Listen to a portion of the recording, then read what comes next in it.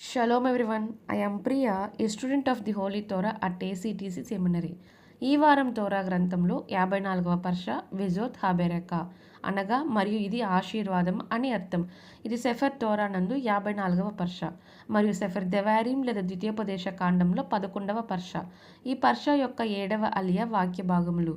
దెవారీం 34వ అధ్యాయం 1వ వచనం నుండి 12వ వచనం వరకు. ఈ 7వ అలియాలో మోషే మోయాబు మైదానం నుండి పిస్గా కొండ వరకు పోయి నెబో శిఖరమునకు ఎక్కుతారు.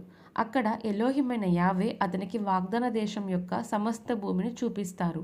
గిలాద్ నుండి దాన్, నఫ్తాలి, ఎఫ్రాయిం, మనష్షే, యూదా, ఎరికో మరియు సోయార్ వరకు ఎలోహిం యావే మోషేకు ఇది అబ్రహాం, ఇజ్జాక్, యాకోబులకు వాగ్దానం చేసిన భూమి అని చెప్తారు. కానీ మోషే దానిని దాటి వెళ్ళలేడని తెలియజేస్తారు. అప్పుడు మోషే ఎలోహిం యొక్క సేవకుడు 120 సంవత్సరాల వయసులో మోయాబులో మరణిస్తారు.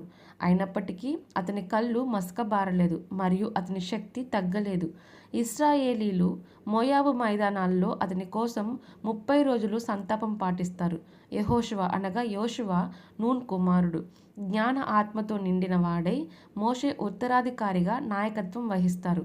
అయితే మోషే వలె ఎలోహిమైన యావేతో ముఖాముఖిగా మాట్లాడిన లేదా ఈజిప్టులో మహత్తరమైన సూచనలు అద్భుతాలు చేసిన ప్రవక్త మరొకరు ఇశ్రాయిల్లో ఎప్పుడూ లేరని ఈ భాగం నొక్కి చెప్తుంది.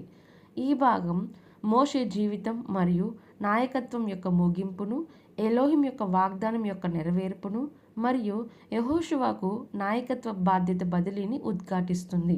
ప్రియమైన స్నేహితులారా, మరిన్ని తోరా పాఠాల కోసం మా యూట్యూబ్ ఛానల్ను సబ్స్క్రైబ్ చేయండి. షలోమ్ లెహిత్రోత్.